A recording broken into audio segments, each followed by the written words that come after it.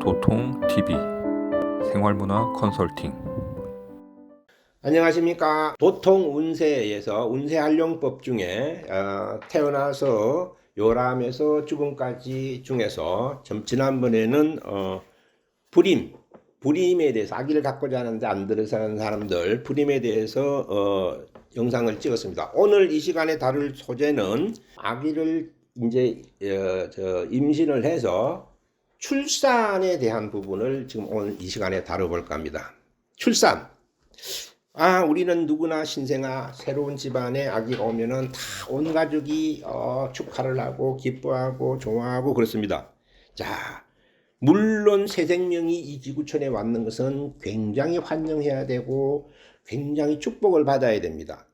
자, 여기서 우리 운세적인 입장에서 한번 접근해 볼게요. 자, 태어나는 사람들이 다 앞으로 훌륭할까? 물론 다 훌륭하라고 덕담을 합니다. 그런데 운세적인 입장에서는 나서 키운다고 잘 되는 게 아닌 측면이 많이 보여요. 뭐냐면은 태어날 때 제대로 태어나는 것이 아주 중요해요. 이것이 출산 태길이에요. 자, 자연분만을 하는 사람은 좀 범위가 좀 애매해요. 무조건 나오는 대로 놔야 되니까. 그거는 없지만은 요즘은 제왕절개를 많이 하거든요. 제왕절개를 하게 되면은 필히 태기를 해서 해야 돼요. 우리 생각에는 놀 때는 건강하게 놓고 앞으로 키울 때 학원을 보내든 공부를 하든 열 뒷바라지를 잘 해가지고 잘 키우면 되겠지라고 생각을 해요. 물론 마구제비로 키운 거와 신경을 써서 잘 키운 아이의 차이는 있어요. 그러나 이것보다 그 근본에 무엇이 있냐면은 타고날 때 떡잎부터 달라요. 이게 사주예요. 사주가 좋은 아기, 머리가 좋은 아기가 이미 별도로 사주가 있어요. 이거를 비유를 하게 되면은 우리 지구촌의 인류가 76억 가까이 된다 그래요. 이건 76억 명이 전부 다 잘 되고 잘 살고 출세하고 그러냐? 그렇지 않죠. 너무나 잘하다시피 통계적으로 보면은 상위 5 내지 10%만 잘 돼 있어요. 자, 이거 무슨 소리냐? 수학적으로 계산했을 때 1년 365일을 우리나라에서 계속 산부인과에서 지금 출산하고 있어. 이 순간도 하고 있어요. 그렇죠? 그럼 걔들이 전부 다 잘 되느냐? 이 말이거든요. 몇 프로요? 5 내지 10%. 365일 중에 10%면 36일에 1년에 36일에 해당되는 사람만 10% 안에 들어간다는 거거든요. 이거를 1년 12달에 배분을 하게 되면 한 달에 1.5일이나 2일 정도밖에 안 나와요. 조금 몰려있는 달은 3, 4일, 없는 달도 있고 막 이래요. 그럼 10% 안에 들어갈 수 있는 것을 이런 날을 선택해 갖고 놓으면은 걔들은 완전히 달라요. 많이 좋아집니다. 이거는 우리가 20년 동안 20만 명의 무료 게시판 그것만 푼 것만 해도 근데 유료까지 하면 엄청나게 많은 사주를 풀어온 거거든요. 그 사주를 보면 좋고 나쁜 사주가 나와. 그건 어디서 나옵니까? 출생할 때 나오는 거예요. 출생할 때 생년월일 갖고 하기 때문에. 결과적으로 뭐냐면은 좋은 날 출생하도록 만들면은 그런 사주가 되는 거예요. 이게 출산 태길입니다. 이 태길이 한 인생을 사는데 엄청나요, 영향이. 우리가 그냥 사회적으로 봅시다요. 누군가가 공부를 잘해갖고 사자 붙은 의사나 판사나 법검사 하나만 나와도 대단히 잘했다 그러죠. 예? 이거 하나만 나오는데도 대단히 잘했는데 여기에 들어가는 비용이 엄청나게 들었다면은 이렇게 되도록 하는 출산 태계를 받는 비용도 수십억씩 받아야 되는 거예요. 그보다 더 받아도 돼요. 이 가치, 경제적 가치로 따진다면은. 도통에서는 출산 태길 3만 원에 해, 3만 원. 왜 이렇게 하느냐면은 훌륭한 아기가 나오면은 집안의 영광이요, 국가적 이익이요, 지구촌에 좋은 일이 생기는 거예요. 이거는 허공에 있는 거에서 골라오는 거예요. 나무를 밟고 내가 되는 게 아니란 말이에요. 너도 좋고 나도 좋은 거예요.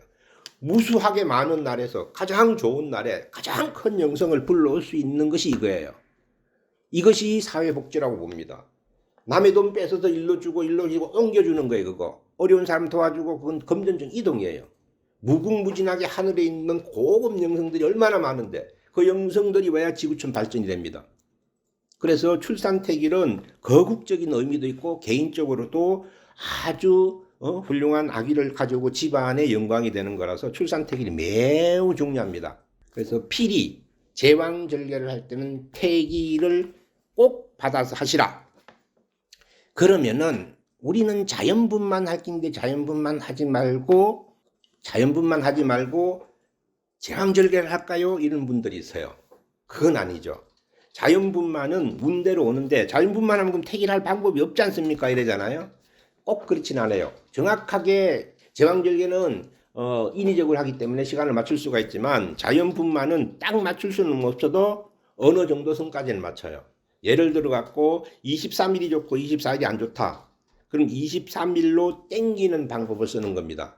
그러려면은 한 달이나 두 달 전부터 산모가 아기하고 계속 대화를 하면 돼요. 우리 23일이 좋으니까 23일 나오도록 하자. 그러면 생명체라서 아기가 그거를 알아들어요. 그러면서 이 아기가 태중에서 이렇게 순환을 하거든요. 머리가 밑으로 갔다 위로 갔다 이렇게 돌거든요. 그럼 이걸 알아들어요. 정말 알아듣습니다. 그래서 계속 아기하고 대화를 하면서 이날 가자 그러면은 아기도 그걸 알아듣지만은 산모도 그런 생각을 하지만은 무엇보다도 누가 더 이것에 신경을 쓰느냐 하면은 조상님들이 집안에 훌륭한 아기가 나오기를 바라고 있어요. 그래서 그 조상님들도 훌륭한 아기 나오도록 계속 에너지를 쏟아줘요. 이렇게 삼위일체가 돼가지고 어느 정도까지는 날짜 같은 거를 맞출 수가 있어요. 물론 자연분만으로 해서 태어나는 아기가 가장 이상적이죠. 그 다음엔 제왕절개 해도 됩니다. 운대로는 가요. 그래서 이와 같은 사례가 있죠. 우리가 흔히 잘 알고 있는 성산문 있잖아요. 성산문. 3번을 물어가지고 시간을 맞춰서 낳았다고 해서 성산문이에요. 산문 3번 물었다. 예? 그만큼 훌륭한 아기가 되도록 토정 이지암 선생도 그렇다라는 설이 있고요. 그만큼 이들은 이런 것 세계를 아니까는 출생 날짜가 그냥 막 놓고 싶은데 막 놓는 게 아니라 언제 어떻게 아기를 초청하느냐에 따라서 엄청 영성이 달라지거든요. 그것처럼 알았기 때문에 그렇게 했을 겁니다.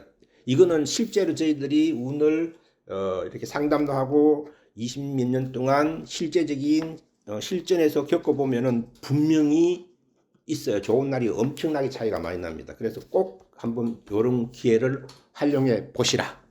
그래서 임신, 출산은 택일을 해서 하는 것이 매우 중요하고 제왕절개는 꼭 택일을 하시고 그 다음에 자연분만은 한두 달 전에 미리 출산 날짜를 예정을 잡고 계속 태교를 해서 유도를 할 필요가 있다.